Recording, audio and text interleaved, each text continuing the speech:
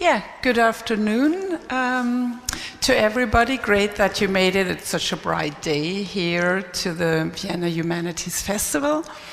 My name is Birgit Sauer. I'm from the Department of Political Science here from the University of Vienna, and I'm the moderator of our talk. And of course, a very warm welcome to Katha, Pollitt, and to Mieke, Verloo. And we will talk about powerlessness and about power, and the question is female to male as powerless to powerful?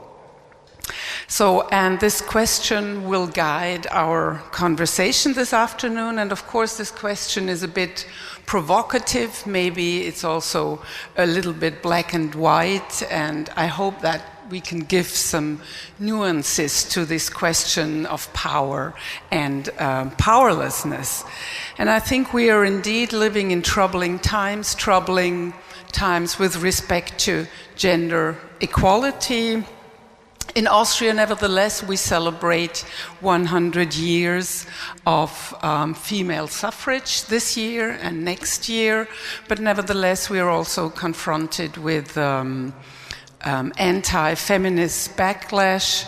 For instance, abortion is still a contested right in the US, in Poland, but also in Austria. And overall, globally, we could see that reproductive rights of women are infringed. And so we could see that maybe this old story of powerless women is reproduced over and over again. But we might also say, well, this is a little bit of a boring story, saying women are powerless. Maybe we should look into the fine grain of power structures and see, for instance, the power of women. Because when you look at the last year, we had a rather strong women's movement against violence against women, the Me Too movement, and it's still going on. It's still a vivid debate and maybe also a vivid movement which might change the powerlessness of women. Of course, we have to see what's going on, but we can say is that with this public debate, women are part of hegemonic struggles over gender equality, so they are not only sidelined, but they are part of these struggles. And let's see what we will talk about this afternoon. So these were only some teasing remarks to our debate, and I'm happy to introduce the two speakers of this afternoon. And I first would like to introduce to you Katha Pollitt. She is an US-American poet, an essayist, a journalist, and a critique, and her writings focus on political and social and gender issues, including abortion rights, feminism, racism, and welfare reform. She was born in New York City, and she was educated at Harvard and at the Columbia School of Arts. So she's a journalist and a poet, and in her writing she, I think, very nicely combines this issue of journalist critique and also being a poet. So she has lectures at a lot of colleges and universities, lecturing journalism, but also teaching poetry, for instance. She is very well known for her bi-monthly column, which is labeled Subject to Debate, in The Nation magazine, and her columns are edited in collected books, for instance, and I only want to mention one title of this collection of columns, which is a title, Virginity or Death and Other Social and Political Issues of Our Time. And she won many awards for her columns, but also for her work and for her poetry. And one of her most recent books of 2014 has the title Reclaiming Abortion Rights. And this book, of course, makes a powerful argument for abortion as a moral right and a social good. Among her previous books is the poet book, The Mind-Body Problem, and Other Poems from 2009. And I just want to mention one other poetry book, Antarctic Traveler, and this book won the National Book Critique Circle Award in the 80s. So, and then I introduce Mieke Verloo. She's a professor of comparative politics and inequality issues at the Department of Political Science at Radboud University in Nijmegen. And she is a non-resident permanent fellow at the Institute for Human Sciences here in Vienna. So that's why she is rather often in Vienna. Her main research field include equality policies, feminist methodology, and she's the one who coined the term, for instance, critical frame analysis. She also does research on gender mainstreaming and intersectionality in social movements.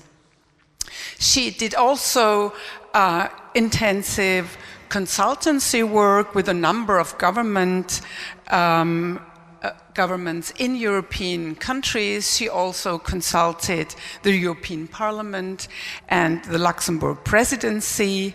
She was a coach and trainer for the Observatoria project and for an EU-funded initiative on gender mainstreaming. She also led 2 large EU-funded research projects. The first was called Multiple Meanings of Gender Equality with the acronym MAGIC. And the second was Quality in Gender and Equality Policies with the acronym QUING, and in which I had the pleasure to work together with Mieke.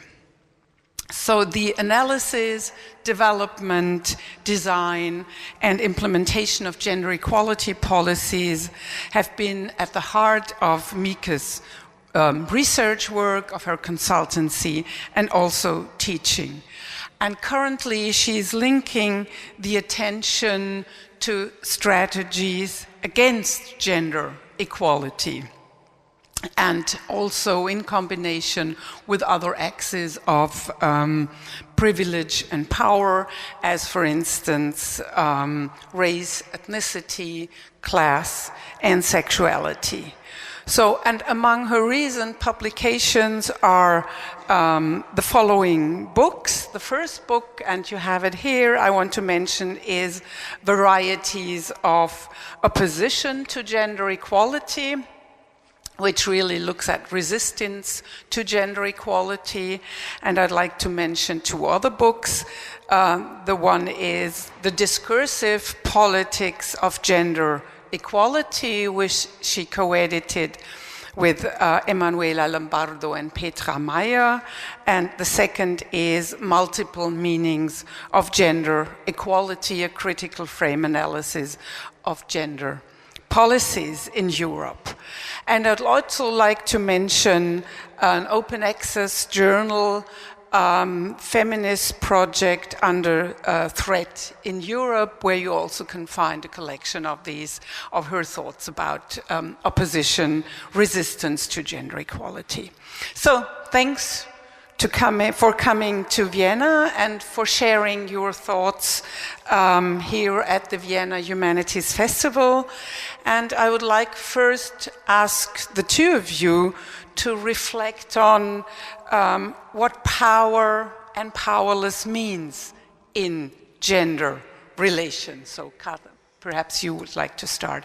And you have to take the mic because otherwise it's too difficult to understand. Let's see. Is it on? Can you hear me? Good.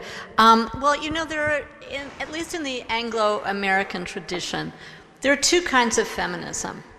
There's one kind that says, women are the problem. Women have to change. And here I would put Mary Wollstonecraft, who was basically the founder of modern Anglo-American feminism.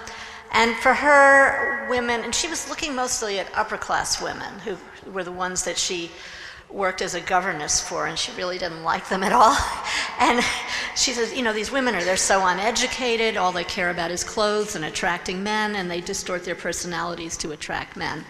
And so she thought there had to be women reforming themselves. And then when they had become educated, they would be in a better position to fight for their rights and to be the good patriotic mothers that the 18th century valued. And then I would put Simone de Beauvoir in that class also, because if you read The Second Sex, she's not so keen on women. You know, she doesn't like their bodies. She sees women as being at a big disadvantage, and that maybe they could get like 95% of where men were, but there's always going to be that 5%, you know, where the man could pee standing up, for example, which is something she talks about for some strange reason.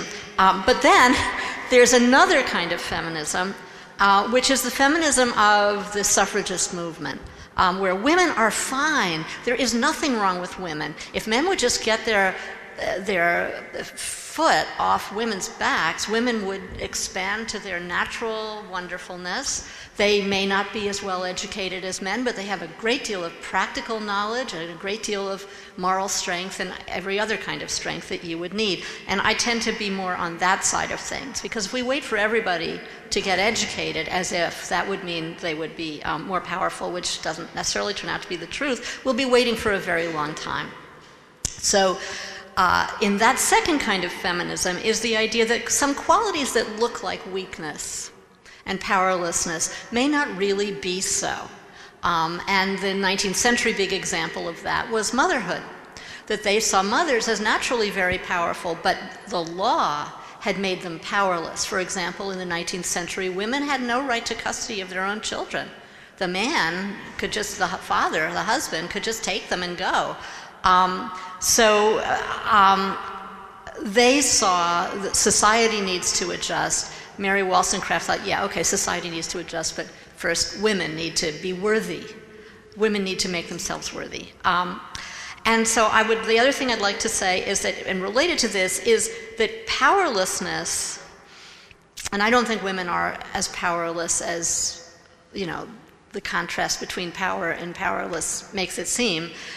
Powerlessness is not necessarily weakness, because women are not weak. Women are incredibly strong. Who goes through childbirth? Which is the sex that if they have a cold retires to their bed and does nothing but complain for the next week? It's men. Men complain all the time. Women just sort of keep going because they know they have to do that. Women raise children all by themselves, which is a tremendous challenge, and they do it very well.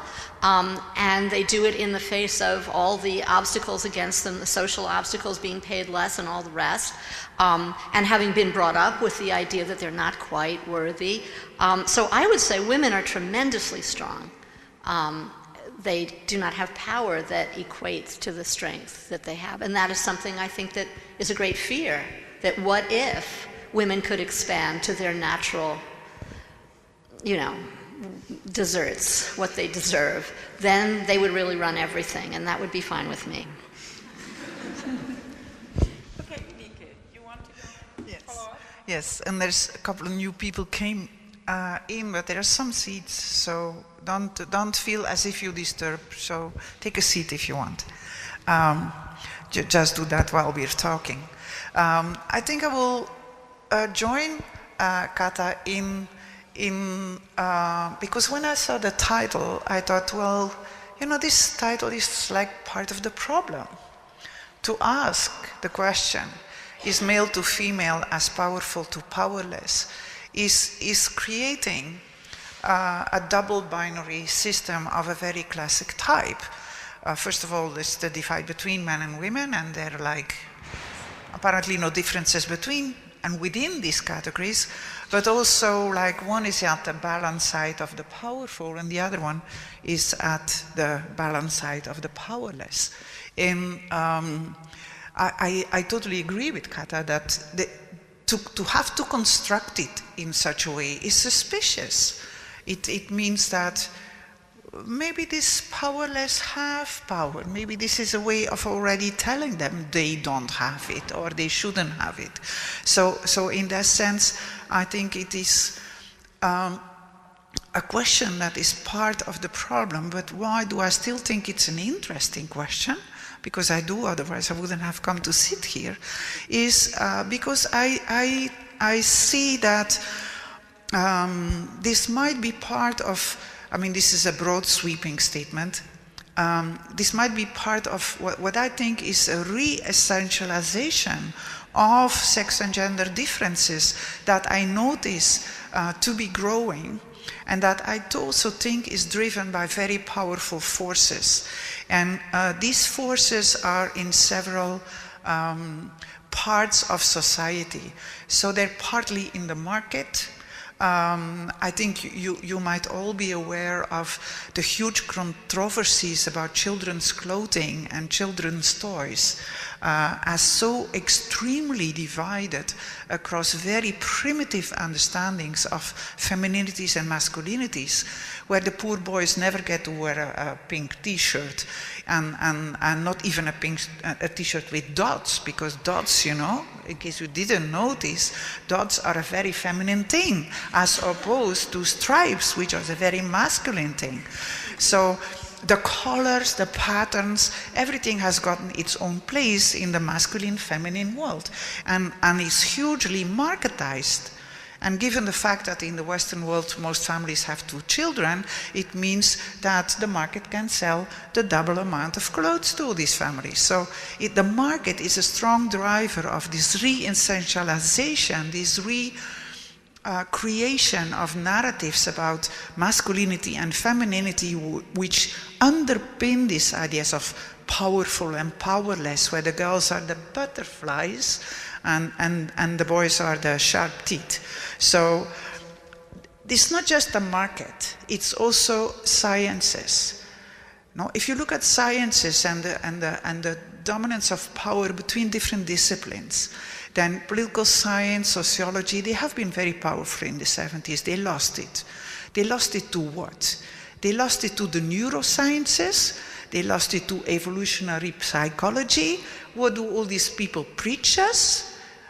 That sex differences are natural. They're in the brain. They say it's not true. It's just not true. If there's anyone in this room that thinks that this is true, go read the book Brainstorm by Rebecca Jordan Young, who will teach you how flawed all this brain research is. And then it's also based in this evolutionary psychology that pretends that the way human beings are now is all going back to prehistoric times, where the men were, what was it, hunters, of course, and the women were all collecting seeds and nuts. And that's why they are now so weak or so powerless. And so it's the market. It's the dominance of science. It's the Catholic Church and the other churches, especially the centralized churches. And I see someone in the audience here who has been brave enough to confront Gabriele Kubi when she came to talk in Vienna.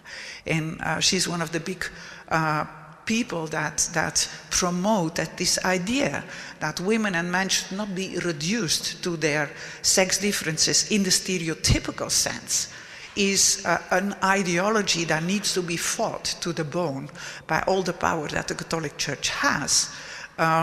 So it's the market, it's the neurosciences, it's the churches, and it is the far right who sees a lot of opportunities to promote a particular type of nationalism that is combinable with this idea of the powerless women and the powerful men. So it's a big conspiracy theory that I'm now putting in front of you. Of course, I think it's a very highly educated audience. They all know that this is not because there is people intentionally driving this process. But it's a process, nevertheless, that we can observe, I think. Can I add something? Yeah, sure, please. So a fascinating example of all this that maybe some of you have been following is the Senate Judiciary Committee hearings into Judge Kavanaugh and Dr. Ford, who accuses him of having attempted to rape her a long time ago. So who was strong and who was weak? Well, he's got the social power. He'll probably end up on the Supreme Court, although, I don't know, it's a whole week before they vote. A lot can happen. She was calm. She was obviously telling the truth. She told her story in a straightforward way. She did a lot to put, it was sort of sad in a way, she did so much to put the committee at its ease, saying, oh, I'm nervous about flying, I'd love to have some coffee. She explained brain science to them when they asked her, how can you be sure that you remember this? She says, well, it has to do with the hippocampus and things like that. But anyway, she was completely calm. Then Kavanaugh comes on, and he's like a lunatic. He's insulting, he interrupts, he rages, tears come to his eyes, he's very upset. And somehow this became coded in which the man was the more emotional person and the woman was the calmer person, as she's the emotional person, and he is righteously angry. He is righteously angry because he's being called an attempted rapist. Now imagine if the sexes were reversed. Imagine if he had been her and she had been him. If she had come on and started talking about how much she loved beer, excuse me, loving beer is a manly thing. It goes with shark teeth and stripes, and wanting coffee is a female thing. He was so gross and insulting and hysterical. He was hysterical. One of the most sex-type words in our language, which comes from the concept of the wandering womb of ancient Greek medicine. And I think he was the weaker person. She was strong and he was weak. But the Wall Street Journal described her as emotionally fragile. Now I ask you, who is emotionally fragile there? The person who keeps it together or the person who doesn't keep it together? I think the emotionally fragile person is the person who doesn't keep it together. And that was him. So it's these things, these gendered things. It's not just the way people behave, it's the way the same behavior is perceived differently. The way beer means something different when a boy drinks beer and when a girl drinks beer. A girl who drinks beer, she's asking for whatever happens. A boy who drinks beer is just, well, that's what boys do. It's fun. Why wouldn't you drink beer? So it's, I think you've been reflecting, Katha, was Mieke said that, saying, well, we have these binaries, and these binaries between men and women, between the sexes, is one of these mechanisms which produces power and powerlessness. So, Mieke, perhaps you would like to jump on that too? Yeah, I think also in order for this to function, right, because there needs to be a transfer, a successful transfer for, if you have a binary, a sex binary, then there needs to be a successful transfer from that binary to a binary like power and powerlessness. How does that transfer work? I think that transfer works through this idea in society that's also heavily promoted by the Vatican and other people, of the complementarity between the sexes and the natural sexual or attraction between them that functions because of these exact differences. This complementarity, this heteronormative complementarity, is what is making it possible to transfer the ideas of a binary between men and women, who then, I mean, they have to be different. No, the idea of this binary is they have to be different. You have to organize society so that they are different. And then And it's good because that's what causing the attraction. We would lose all sexual attraction if we try them to be the same. But that means that if he's active, then what does the most different person need to be? This most different person needs to be passive. If he has power, then she can't have it. It wouldn't work in this binary. If she's sensitive, he has to be a bit brutal. So the binary, the transfer towards this binary understanding of femininities and masculinities is, I think, where is the core of this problem, and where you see that institutions in our still patriarchal societies are always very eager at strengthening those binaries. Katha, you mentioned the law in your first intervention. You mentioned the law that keeps power between men and women. What would you say, or what is your experience when you look at, for instance, these hearings for the Supreme Court?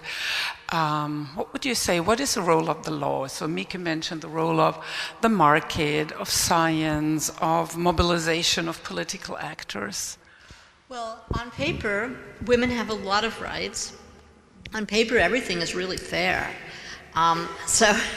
But the law is just a human institution. And for example, you had President Trump, our legal president, and there's a law, right, let's have the person who gets less votes be the president. I mean, I ask you. But he's saying, well, I am sure if this had happened, this is one of his earlier interventions, earlier tweets, I'm sure if this has happened, her loving parents would have taken her to the police. And then we're hearing, and this is a big Me Too story, which is all about, Me Too is all about how the law doesn't protect you. There's laws against sexual harassment. There are laws that the police, you go to the police and they're supposed to investigate your claim, but they don't. That's the thing. And now we have all these women coming out with their own stories of, why didn't I go to the police? I did go to the police. Why didn't I go to the police? Because I knew they would do nothing.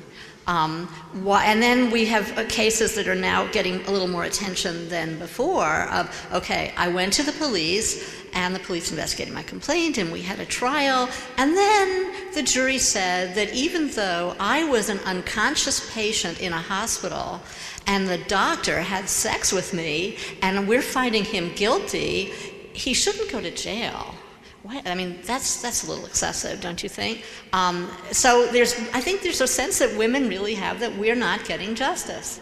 It doesn't matter what the law says, it doesn't work in practice for us because our suffering, our pain, the injustices that are visited upon us are not important. And that is the message of the Senate Judiciary Committee. It's just not important. I mean, why do you think it is? This is amazing, and this is also a legal thing. The Republicans on that committee are they're all men, they're all ancient, they're all out of, and they're not all men, but they're all completely out of it. And they kind of knew that, and they were very afraid of a repeat of revealing themselves as the incredible misogynists they are that happened at the Anita Hill hearings. So they bring in a woman prosecutor to question her. I mean, she is the putative victim, and the prosecutor is questioning her, not him, her. And so they find this woman from Arizona, a prosecutor, and they refer to her, Orrin had referred to her as the female assistant, which tells you exactly how seriously they took this whole thing, right? We're just bringing her on. She's the window dressing because we don't want to ask her any questions. So we're going to have the woman ask the questions.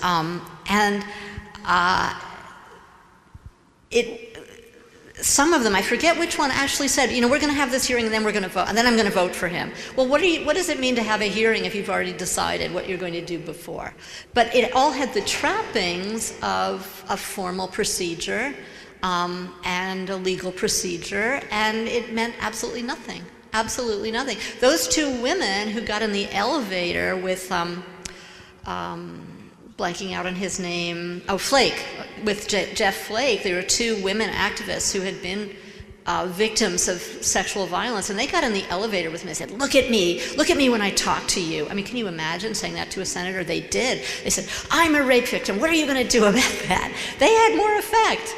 They had more effect because when he got out of the elevator, he says, oh, all right, we'll have that stupid FBI investigation. We'll postpone the vote. So what does that tell you about our procedures? Yeah. That was exactly my question, because I think this, if there is a growing, let's say, opposition to women's rights or to broader understandings of what masculinities and femininities can be, then maybe this could be a good thing, right? Maybe this could be part of that. Now gender is also on the agenda of high politics, that we have new mobilizations for a next wave of feminism that will finally change other things, not just the vote. But then in order for this to happen, democracy has to be very much alive. Otherwise, democracy cannot really process all this. So I think what you were telling about the US is also maybe illustrative of the sad state in which democracy is in the US.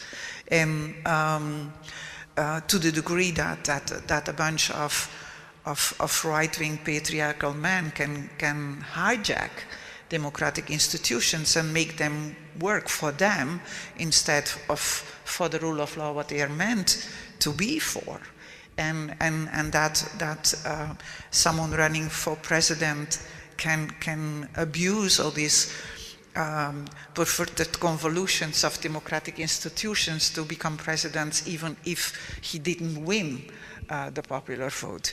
So, I mean, we know many of these things. We know that proportional representation is a better form of democracy than majoritarian systems. But I hear very little of that in American discussions. I often see very much that they take the sad state of their institutions for granted. And I can see why, because it's very difficult to change them, right? But I see a lot of women on the street for women's rights, but I don't see the same attention for changing democratic rules, procedures, which I think is very much needed also to enable then movements to actually change something in society. Well, there are various ideas about how to change the electoral system, but they're a little cute, you know, and they're a little hard to understand, and they're kind of mathematical, involving states would all agree if that they would go with the popular vote.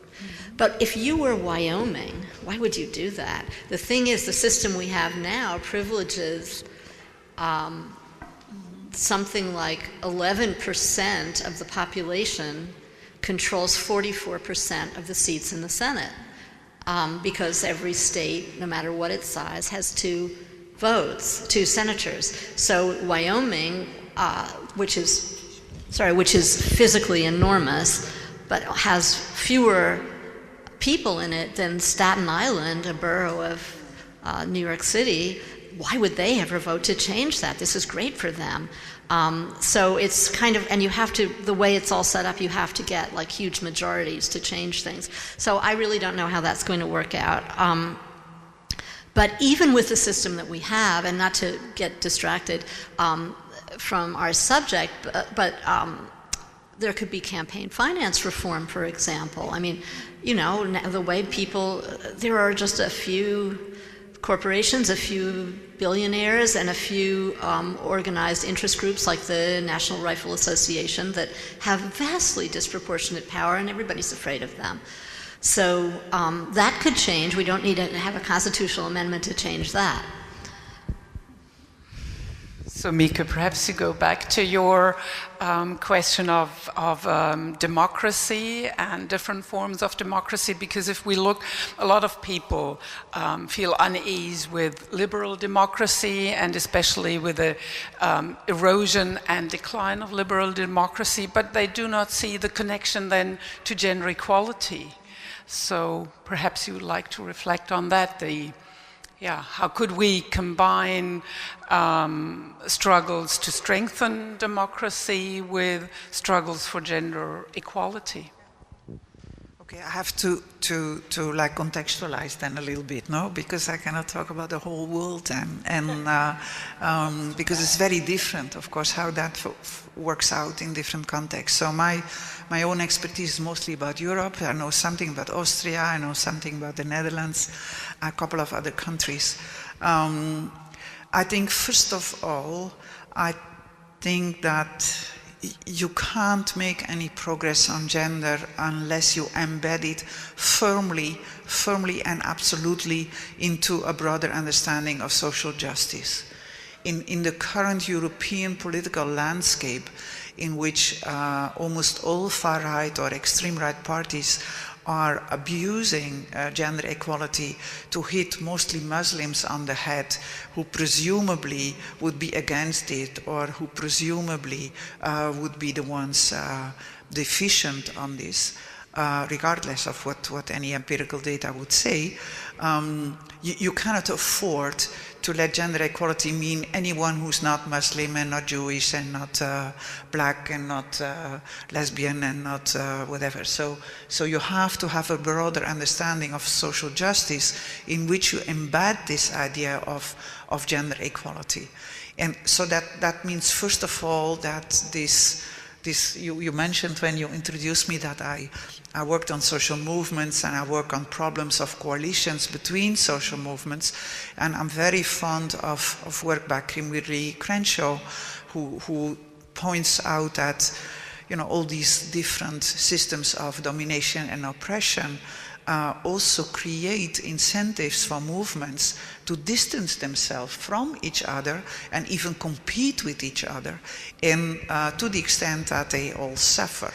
So there is a true need to address this, and by this I don't really mean that, although it's part of that, I don't mean, first of all, that feminists should look at how racist they are, or how homophobic they are.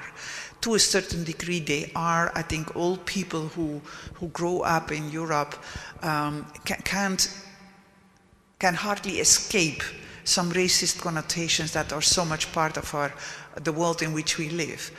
But the strongest racism is not in the feminist movement. The strongest racism is not in the gay and lesbian movement. The strongest racism is with the far-right parties and some of these actors. And you should point at these enemies where they are, and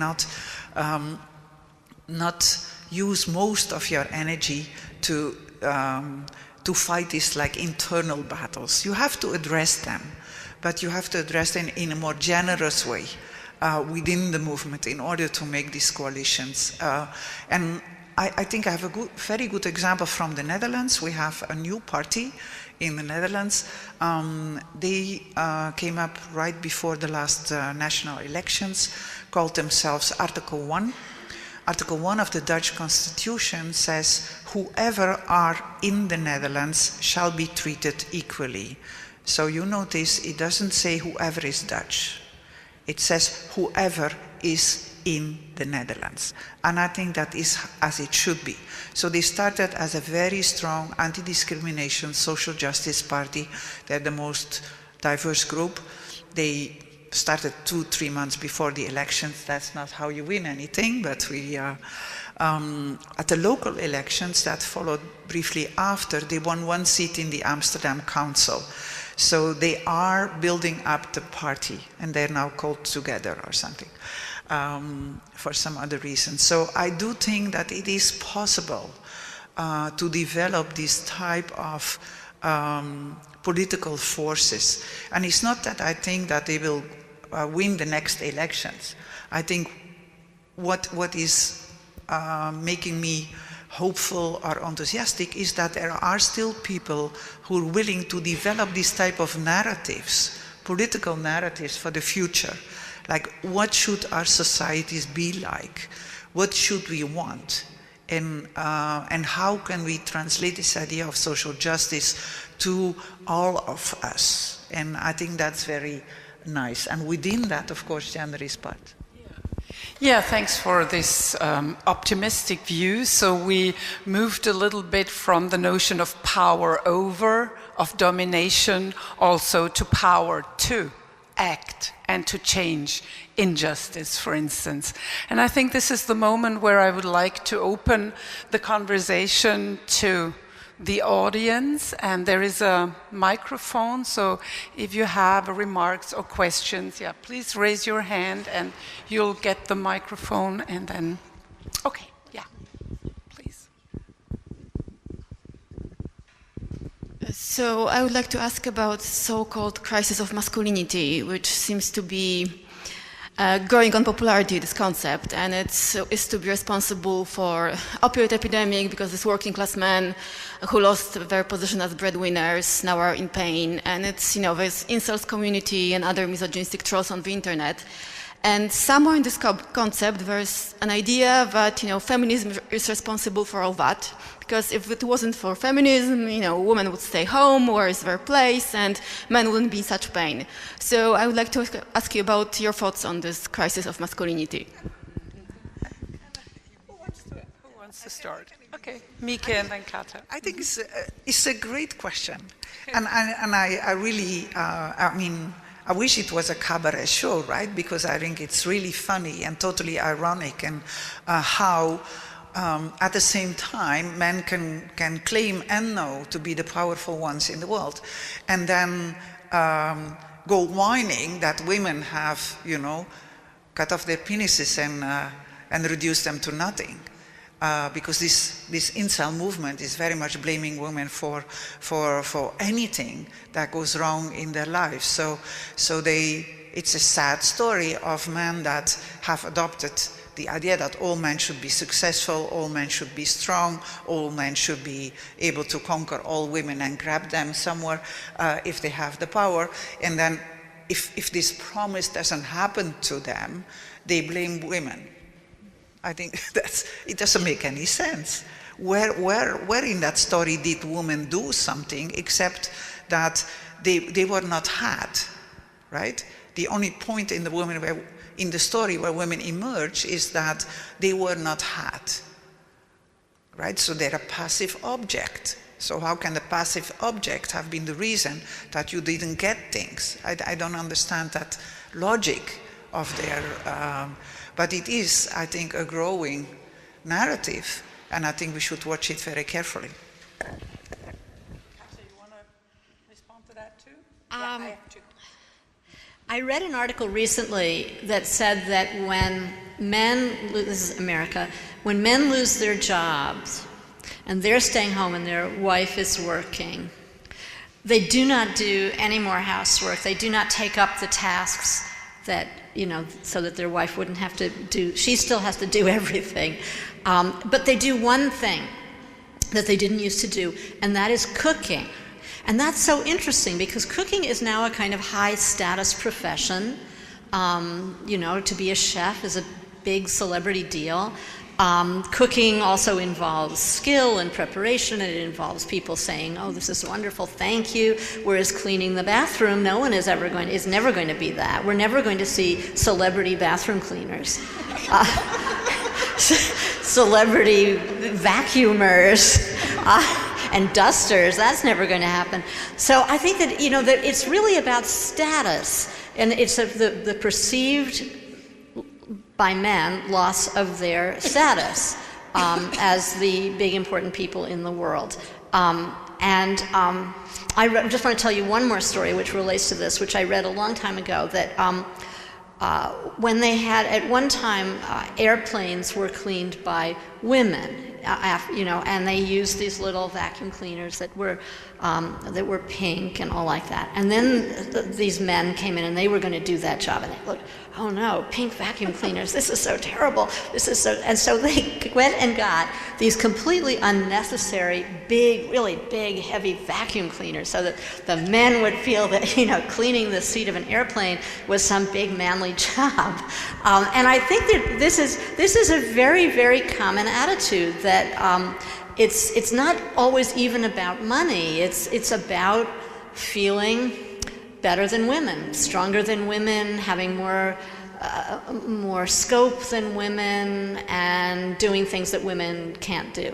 But unfortunately, women can do everything. So you get the crisis. That's the crisis. Okay, there's in the second row, Mary.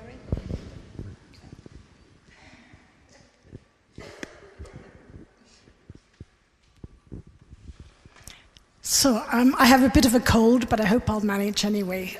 You already stole part of what I was going to say, because there are traditionally aspects of work and professions that have traditionally always been reserved for men and traditionally reserved for women. And I was going to mention chefs, because we all think of women as cooking, etc., but of course the famous chefs in the world are men. Things have changed. For example, the Vienna Philharmonic have accepted women into their orchestra. In the meantime, also there are a couple of very, very good conductors who are women. We have male nurses, so things have gradually changed. But one statement or observation, I'm not going to ask it as a question because it doesn't really have an answer, is why, in your opinion, there has never been, I believe I'm right, a female president of the United States, and also in southern countries such as, for example, South America, where we associate things like machismo. I can think of at least 2 women presidents, but in the United States not, and also in Austria not. Statement, an observation, maybe an answer. Well, let me take a stab at that. I think women tend to win the presidency, the top job, more when it's a parliamentary system and you get to be the head of the party, and then if your party wins, you get to run the show. America is completely different. We elect the president by her or himself. So the character of that person is is very much on display. That's what you're voting for. And also in America, I don't know about other countries, the president is the commander-in-chief of the army. So right there, that's very typed male. And also in a lot of countries where the woman is the leader, she's actually the daughter of the leader before, or she's the widow, that kind of thing. Unfortunately, Hillary Clinton had the advantage of being the former first lady, and but she did win the popular vote. I really think, everything would be, if 18,000 people had voted differently in 3 states, she would be the president, and we would all be congratulating ourselves on how modern and wonderful we were. But there you give the answer. So the answer is exclusion. Exclusion is the answer. Because of discrimination and exclusion. There's many exclusionary practices in our democratic representative procedures. And many of them work to the point that they exclude women. And if I could just say one more thing, that if you look at the women that get to be president, often they're conservative. Look at the UK, they've now had 2, and they're both Tories. If you look at, Angela Merkel. Angela Merkel did not campaign as, some liberal feminist, even though a few of her practices kind of were. And I think that in the United States, it would not surprise me one tiny bit if our first woman president is a Republican. Because it's not that people, Sarah Palin was very popular among people who hate feminism and would count as misogynist to most of us. But they thought she was fantastic. they would have voted for her for president, and they'll vote for Nikki Haley for president. What they don't want is a woman who comes along and disarranges the gender order, a woman who is exceptional, like, you know, Queen Elizabeth I, you know, in England. That's fine. That's okay. Well, I would like to just continue this question about Hillary Clinton. I was amazed when I traveled to the States shortly after the election that many young women didn't vote for her. So many liberal women didn't vote for her. And I just didn't get it. Yeah, why not? If the sort of the contrast is between Trump and Hillary Clinton, forget anything you have against Hillary Clinton and vote for her. Even Chomsky said you should vote for her. I mean, anyway, so I was amazed that I met PhD students, I met some colleagues at the University of Pennsylvania, and they told me they didn't go to vote because they didn't want to vote for her. So that for me is a big question. I agree with your analysis of, you know, Theresa May and Thatcher and the conservative women, and it also answers the question, why are they women leaders in the far-right parties, which is also interesting. For example, Marine Le Pen or Frauke Petry, she's not a leader anymore, but was of the AfD, and others. So it's not just the biological sex, it's obviously much more. But that question about liberal women and Hillary Clinton, I'm still puzzled about it. It's very tragic. I hope they're sorry now. I think a lot of people believed, either consciously or unconsciously, that Hillary was going to win. And so their own personal purity was more important to them than giving her one more vote. I know people who voted for Jill Stein. If Jill Stein somehow was magically transported to the White House, it would be a major disaster because she's a complete nut. But they voted for her to make some statement about green politics and all that kind of thing. So I think that was part of it, was this unfortunate over-reliance on the rationality of history. But I think there were other reasons too, which was she was judged very harshly. You know, you had all these people saying, oh, I don't like her voice. It's like, and she stayed with Bill. She was an enabler of his infidelity. I mean, can you imagine? I mean, really, we're talking about the leader of the free world here. Then also there were various, she was seen as corporate. I mean, let's find a president who does not have to have some kind of relationship to the major economic forces of our country. I mean, I guess Bernie Sanders was going to be like that, and I think a lot of the people you're talking about were people who loved Bernie, and they persuaded themselves, which was not true, that it was all rigged and he deserved to win and it had been stolen from him, and they were not going to reward the thief of Bernie's victory with a victory of her own. And I think it's very, very unfortunate because these were all fantasies. None of it was true. And of course, we don't know, we don't know what role the Russians played in this. I mean, it's kind of hard to believe that they played a dispositive role, but it didn't help to have them fiddling around on the internet and all the rest. So the net result of it is that the woman who got 3 million more votes than the guy doesn't get to be president. And I think everyone who was so pure that they didn't vote for her for whatever reason has a lot to answer for. Mieke, would you go on this? Or? Yeah, well, just one small thing to bring us back to the theme of the session, maybe also in this way, which is that I don't know. I do agree with your analysis, Katha, and I think this purism in politics, in majoritarian presidential systems, is that's a phenomenon, right? I don't know to what degree men and women differ in how much they are or act on purist tendencies.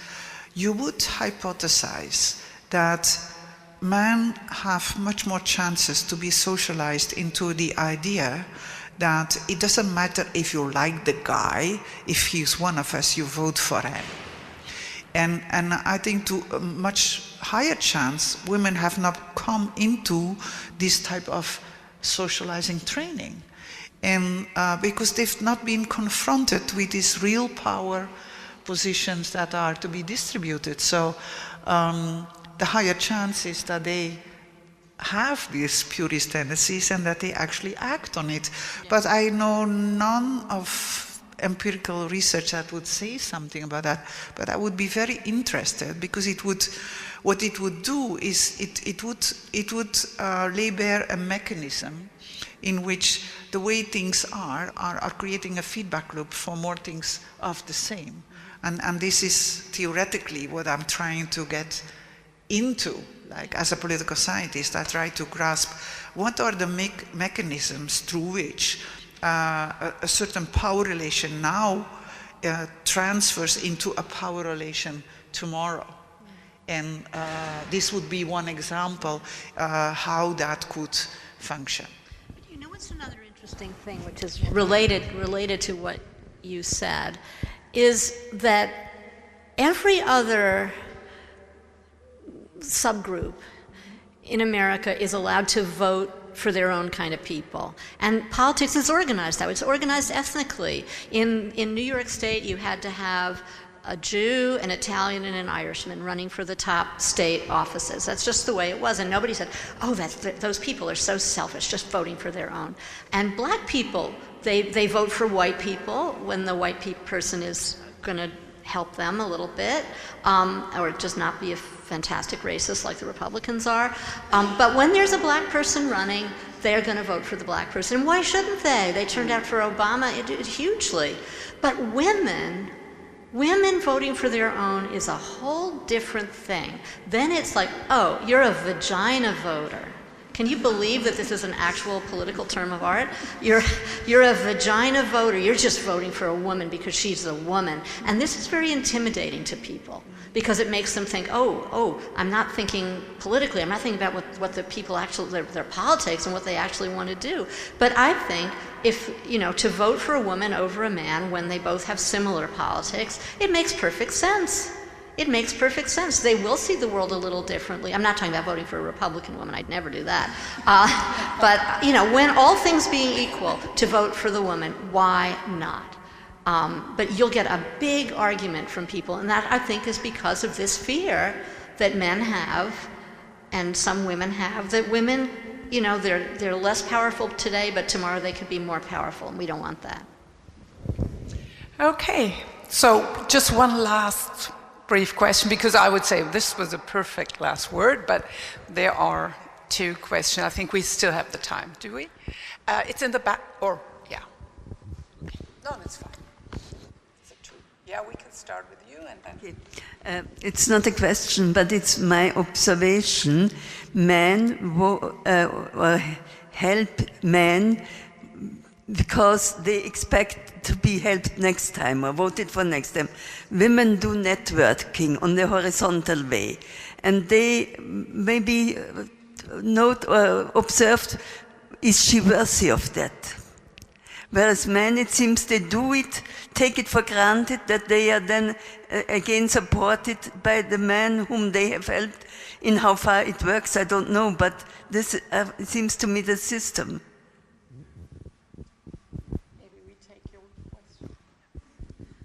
Yeah, thanks a lot for the talk. So I was looking at the title again, and I could very much relate to the different fields which you pointed out, of which reproduce the gender binary, so the markets, the church, science, and so on. And I also thought of law, and not only because laws don't work, because they don't hold what they promise, but I think they also reproduce the binary actively. And for example, like gender registration laws, like when a baby is born, it's it's directly registered as a boy or as a girl, or marriage laws reproduce the complementarity of gender and so on. So in the Netherlands, there's a discussion of like eliminating gender registration more and more, for example, not showing the gender on passports anymore or not registering gender in the civil registry. But the counter-argument often is that women need a category, a legal category, in order to claim women's rights. So, but by having this category, it reproduces the binary and reproduces also the idea that women are powerless. So I was just thinking, like, what do you think of like how this category of women and like women's rights and the movement for women's rights is relying on the binary and is reproducing it, on whether these arguments are legitimate or whether they are used as a way to actually shut down women's voices? Okay. So it's a big question, and I'd like to ask you either to go on to this question, but also to wrap up. Who wants to start? I'll just say very briefly, I think more information is better than less information. I don't see who is going to be helped by sort of like, oh, how many women do we have in our country? I have no idea. You know, the French abolished all their ethnic identity information after World War II because they saw that that was used to round up the Jews. Well, okay, but now they don't know how many Muslims there are. And that means that they, I mean, officially they don't, that means that they don't know, well, how are Muslim kids doing in school? And, you know, where are people living? And all the ways that the society is, in fact, quite racist are very hard to establish using data. And I think the same thing would be true of getting rid of women as a classification. Also, I think there are actual ways in which women are in fact oppressed and do deserve to have certain kinds of set-asides. And I know the trans activists are totally against that, but I don't think getting rid of gender classifications would serve women at all.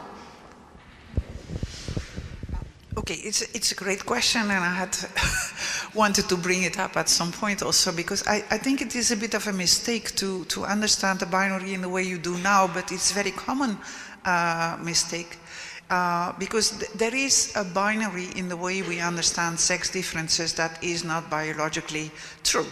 There's many people that don't fit into the exact biological categories of man or women. So there are people that don't fit in there. So at least if in the very strict sense, we would need a third category.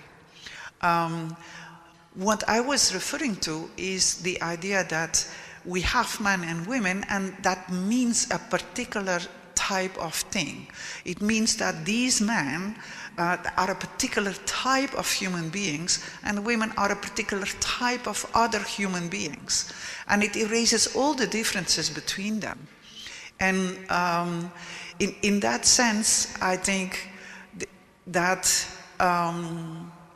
if it comes to this sex registration, I would go with my own city. I'm very fond of my own city. It's called Nijmegen.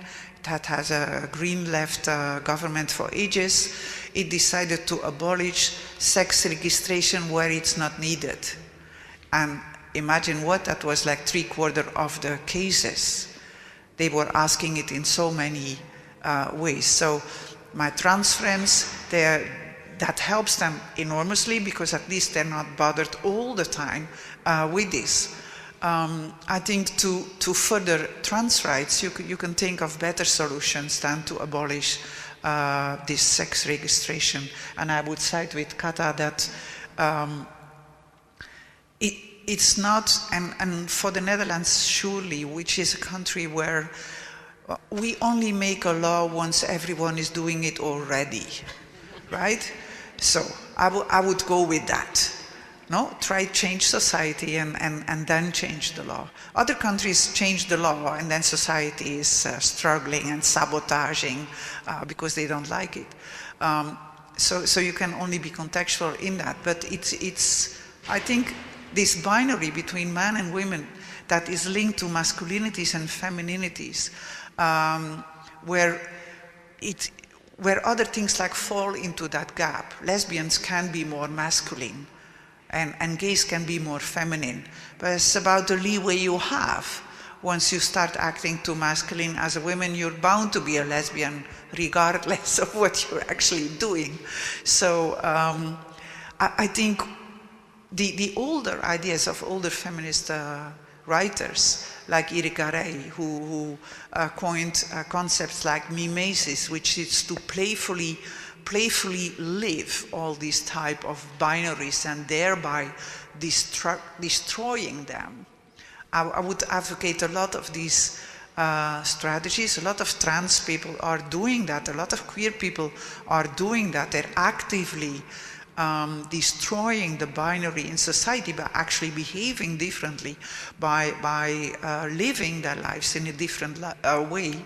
I think the law should enable that, but I'm not seeing where it would help to start with abolishing sex registration. If we get to the paradise where nobody cares anymore, then we can do it.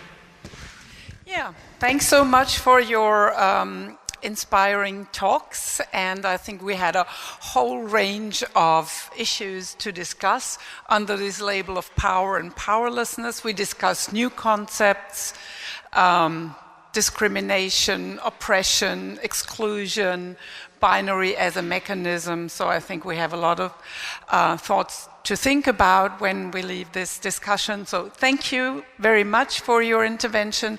Thanks for your thoughts and for being here. Great.